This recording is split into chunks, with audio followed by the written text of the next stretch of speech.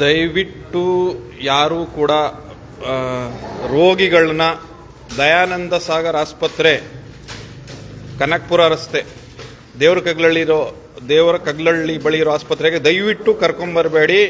ಕರ್ಕೊಂಬಂದರೆ ಹಿಂಗೆ ಹೆಣ ಮಾಡಿ ಕಳಿಸ್ತಾರೆ.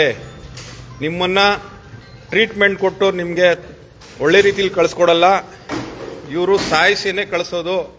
ದಯವಿಟ್ಟು ಯಾರು ಕರ್ಕೊಂಬರಬೇಡಿ. ಇದು ನಮ್ಮ ಜೊತೆ ಆದಂಥ ಘಟನೆ, ಖಂಡಿತ ನಿಮ್ಮ ಜೊತೆ ಆಗಬಾರ್ದು. ಪ್ರಾಣ ತುಂಬ ಎಲ್ರಿಗೂ ಮುಖ್ಯವಾದಂಥದ್ದು. ಪ್ರಾಣ ಉಳಿಸಿ ಅಂತೇಳಿ ಕೊಟ್ಟರೆ ಪ್ರಾಣ ಕಳೀತಾರೆ. ಬಂಧುಗಳೇ, ಸದ್ಯ ನಾವು ಇವತ್ತಿನ ದಿನ ದಯಾನಂದ ಸಾಗರ್ ಆಸ್ಪತ್ರೆ, ದೇವರ ಕಗ್ಲಳ್ಳಿ, ಕನಕಪುರ ರಸ್ತೆಯಲ್ಲಿರುವಂಥ ದೇವರ ಕಗ್ಲಳ್ಳಿ ಬಳಿ ಇದ್ದೀವಿ. ನಮ್ಮ ಶ್ರೀನಿವಾಸ್ ಅವ್ರ ತಾಯಿ ನೆನ್ನೆ ತೀರೋದ್ರು. ವೈದ್ಯರ ನಿರ್ಲಕ್ಷ್ಯ ಕಡೆಯಿಂದ ತೀರೋದ್ರು. ಅದ್ರ ಬಗ್ಗೆ ನಾವು ಈಗಾಗಲೇ ಒಂದು ಲೈವ್ ವಿಡಿಯೋ ಮಾಡಿದ್ವಿ. ನಿನ್ನೆ ಚೆನ್ನಾಗಿದ್ದಂಥವ್ರು ಬರೀ ಉಸಿರಾಟಕ್ಕೆ ಸ್ವಲ್ಪ ಸಮಸ್ಯೆ ಇತ್ತು, ನಡ್ಕೊಂಡ್ಬಂದರು, ಚೆಕ್ ಸೈನ್ ಮಾಡಿದ್ರು, ನೇರವಾಗಿ ಬಂದು ವೀಲ್ ಚೇರಲ್ಲಿ ಕೂತ್ಕೊಂಡು ಸ್ವಲ್ಪ ದೂರ, ಆಮೇಲೆ ನಡ್ಕೊಂಡ್ಬಂದರು. ಕರ್ಕೊಂಬಂದು ಇಲ್ಲಿ ಅಡ್ಮಿಟ್ ಮಾಡಿದ್ಮೇಲೆ ಅಂದಾಜು 12 ಗಂಟೆಗೆ ನಾವು ಅಡ್ಮಿಟ್ ಮಾಡಿದ್ರೆ 5 ಗಂಟೆವರೆಗೂ ಅವ್ರನ್ನ ಮುಟ್ಟು ಕೂಡ ನೋಡಿಲ್ಲ. ಇದು ಆಸ್ಪತ್ರೆ ಅಂತ ಹೇಳ್ತೀವಿ ನಾವು, ಹೇಳೋಕ್ಕಾಗ್ತದೆ. ಇದನ್ನು ಆಸ್ಪತ್ರೆ ಅಂದರೆ ದೇವಸ್ಥಾನ, ಇದು ದೇವಸ್ಥಾನ ಅಲ್ಲ. ರೋಗಿಗಳ ಪಾಲಿಗೆ ನರಕ ಇದು. ರೋಗಿಗಳ ಪಾಲಿಗೆ ನರಮೇಧ ನಡೆಯುವಂಥ ಜಾಗ ಇದು. ಸೊ ಇವರು ಇಲ್ಲಿ ಮೆಡಿಕಲ್ ಕಾಲೇಜನ್ನು ಮಾಡ್ಕೊಂಡಿದ್ದಾರೆ. ಮೆಡಿಕಲ್ ಕಾಲೇಜ್ ಮಾಡಿಕೊಂಡು ಆ ಮೆಡಿಕಲ್ ಸ್ಟೂಡೆಂಟ್ಸ್ಗಳಿಗೆ ಟ್ರೀಟ್ಮೆಂಟ್ ಕೊಡೋಕ್ಕೋಸ್ಕರವಾಗಿ ಇಲ್ಲಿ ಇವ್ರನ್ನ ಪೇಷಂಟ್ಗಳನ್ನ ತಗೊತಾರೆ. ಅವ್ರ ಮೇಲೆ ಎಕ್ಸ್ಪೆರಿಮೆಂಟ್ ಮಾಡ್ತಾರೆ. ಎಕ್ಸ್ಪೆರಿಮೆಂಟ್ ಮಾಡಿ ಯಾವುದಾದ್ರೂ ಇಂಜೆಕ್ಷನ್ 6 ಗಂಟೆಗೆ ಕೊಟ್ಟಿದ್ದು ಇಂಜೆಕ್ಷನ್ನೇ 6 ಗಂಟೆ ಇಂಜೆಕ್ಷನ್ ಕೊಟ್ಟ ಮೇಲೆ ಅವ್ರು ನಿಧಾನಕ್ಕೆ ಅವ್ರ ಸ್ಯಾಚುರೇಷನ್ ಕಡಿಮೆಯಾಗಿ ತೀರೋಗ್ತಾರೆ, ಸತ್ತೋಗ್ತಾರೆ, ಸಾವನ್ನಪ್ತಾರೆ. ಸೊ ಖಂಡಿತ ಕರ್ಕೊಂಬರಬೇಡಿ. ಆರೋಗ್ಯ ಇಲಾಖೆಯವ್ರೇನು ಕತ್ತೆ ಕಾಯ್ತಾ ಇದ್ದೀರೇನ್ರಿ?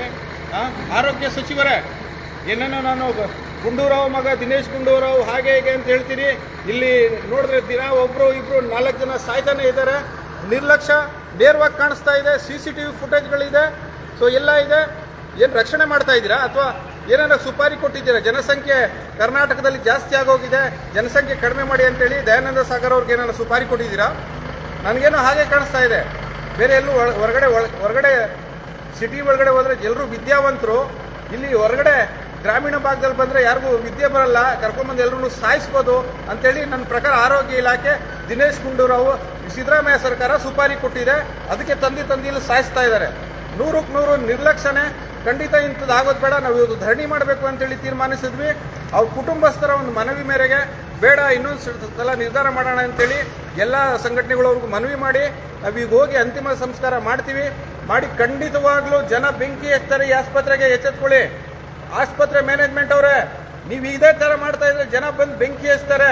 ನೀವು ಇಲ್ಲಿ ಮೆಡಿಕಲ್ ಕಾಲೇಜ್ ಮಾತ್ರ ನಡೆಸ್ಕೊಬೇಕಷ್ಟೇ. ಇಲ್ಲಿ ನೀವು ಆಸ್ಪತ್ರೆ ನಡೆಸೋಕ್ಕಾಗಲ್ಲ. ಲಾಯಕ ಅಲ್ಲ, ನಾಲಾಯಕ ಆಸ್ಪತ್ರೆ ಇದು. ನಾವೇ ಇದೆ ಒಂದು 2 ತಿಂಗಳಿಂದ ಈಚೆಗೆ 3-4 ಕೇಸ್ಗಳನ್ನ ನೋಡಿದ್ದೀವಿ. ಅಮಾಯಕರನ್ನ ಕರ್ಕೊಂಬರೋದು, ಅವ್ರ ಪ್ರಾಣ ಬಲಿ ಕೊಡೋದು, ಅದ್ರ ಮೇಲೆ ಎಕ್ಸ್ಪೆರಿಮೆಂಟ್ ಮಾಡೋದು. ಸೊ ಖಂಡಿತ ನಾವು ಇದನ್ನು ಸಹಿಸಲ್ಲ. ಮುಂದಿನ ದಿನಗಳಲ್ಲಿ ದೊಡ್ಡ ಮಟ್ಟದ ಹೋರಾಟ ನಾವು ಮಾಡ್ತೀವಿ. ತಾವು ಎಚ್ಚೆತ್ತುಕೊಬೇಕು. ಖಂಡಿತವಾಗಿ ಎಚ್ಚೆತ್ಕೊಳ್ಳಿ. ಯಾಕಂದರೆ ನಮ್ಮ ಸುತ್ತಮುತ್ತ ಇಂಥ ಒಳ್ಳೆ ಆಸ್ಪತ್ರೆ ಇಲ್ಲ.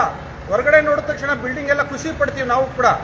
ಆಸ್ಪತ್ರೆ ಇದೆ, ಯಾರು ರೋಗಿಗಳು ಬಂದರೆ ನಮ್ಮ ಸುತ್ತಮುತ್ತ ಇರೋ ರೈತರು, ಯಾರೋ ಅಮಾಯಕರು, ಬಡವರು ಬಂದರೆ ಟ್ರೀಟ್ಮೆಂಟ್ ಮಾಡ್ತಾರೆ ಅಂತ ನಾವು ಖುಷಿ ಪಡ್ತೀವಿ. ಆದರೆ ನೀವು ಅಮಾಯಕರನ್ನೇ ಕರ್ಕೊಂಡು ಪ್ರಾಣ ಬಲಿ ತಗೊಳ್ಳುವಂಥದ್ದು ಖಂಡಿತ ನಾವು ಸಹಿಸಲ್ಲ. ಮುಂದಿನ ದಿನಗಳಲ್ಲಿ ಗಾಚಾರ ತಮ್ಮ ಕಾಯ್ದಿದೆ. ಅಷ್ಟರೊಳಗಡೆ ಎಚ್ಚೆತ್ಕೊಬೇಕು. ಅಡ್ಮಿನಿಸ್ಟ್ರೇಟರ್ ಇದ್ರು, ಅವ್ರ ಹತ್ರ ಮಾತಾಡಿ ಅವ್ರಿಗೆ ಹೇಳಿದ್ವಿ, ಖಂಡಿತ ಎಚ್ಚೆತ್ಕೊಳ್ಳಿ ಸರ್, ಜನ ಸಹಿಸಲ್ಲ. ಒಂದು ಹಂತದವ್ರು ಸಹಿಸ್ತಾರೆ, ಆಮೇಲೆ ಸಹಿಸಲ್ಲ ಅಂತ ಹೇಳಿದ್ವಿ. ತಾವು ಕೂಡ ಯಾರು ಬರ್ತೀರಿ ಖಂಡಿತ ನೋಡಬೇಕು. ಬರೋದೇ ಬೇಕಾಗಿಲ್ಲ. ನನ್ನ ಪ್ರಕಾರ ನೀವು ಇಲ್ಲಿ ಬಂದರೆ ಖಂಡಿತ ಹೆಣ ಎತ್ಕೊಂಡು ಹೋಗೋದು ಗ್ಯಾರಂಟಿ. ವೆಂಕಟೇಶಣ್ಣ ಮಾತಾಡ್ತಾರೆ. ನಮಸ್ಕಾರ ಬಂಧುಗಳೇ. ಏನು ನಮ್ಮ ನದಿಮಣ್ಣವರು ನಮ್ಮ ಶ್ರೀನಿವಾಸ ತಾಯಿನ ಕರ್ಕೊಬಂದು ಚೆನ್ನಾಗಿದ್ದ ತಾಯಿನ ಈ ಕೆಲಸ ಮಾಡ್ತಾರೆ. ದಯಾನಂದ ಹಾಸ್ಪಿಟ್ಲಲ್ಲಿ 4 ಡಾಕ್ಟ್ರುಗಳು ಇರೋದು. 4 ಅಂತ ಹೇಳಿದ್ರೆ ಎಷ್ಟು ಸಾರಿ ಹೇಳಿದ್ರು ಸಾಲಲ್ಲ. ಇಂಥ ತಾಯಿನ ಎಲ್ಲ ಡಾಕ್ಟ್ರುಗಳು ಕಾಲು ಮುಗಿತಾರೆ, ಸ್ವಾಮಿ ನನ್ನ ಪ್ರಾಣ ಉಳಿಸಿ ಅಂತ. ಇಂಥ 4 ಡಾಕ್ಟ್ರುಗಳು ಒಂದು ಪ್ರಾಣ ಇಷ್ಟು ಒಂದು 2-3 ತಿಂಗಳಲ್ಲಿ 3-4 ಬಲಿ ತಗೊಂಡಿದ್ದಾರೆ ಆಲ್ರೆಡಿ. ಎಚ್ಚೆತ್ಕೊಳ್ಳಿ. ದಯಾನಂದ ಹಾಸ್ಪಿಟ್ಲ್ ಅವ್ರು ಎಚ್ಚೆತ್ಕೊಬೇಕು. ನಿಮ್ಮ ಹಾಸ್ಪಿಟ್ಲಿಗೆ ಬೆಂಕಿ ಇಕ್ಕಲಿಲ್ಲ ಅಂದರೆ ನಾವೇನೆ ನಮ್ಮ ಹೋರಾಟಗಾರರನ್ನೇ ಎಲ್ಲ ಬರ್ತೀವಿ. ಇದನ್ನು ಕರೆ ಕೊಡ್ತೀವಿ. ಯಾವ ಟೈಮು ಯಾವ ಗಳಿಗೆ ಅಂತ ಗೊತ್ತಿಲ್ಲ. ಎಚ್ಚೆತ್ಕೊಳ್ಳಿ ಫಸ್ಟು. ನಮಸ್ಕಾರ.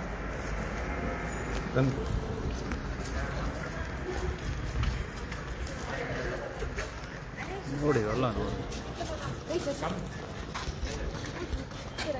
ಹಿಂಗೆ ಹೋಗೋದು ನೋಡಿ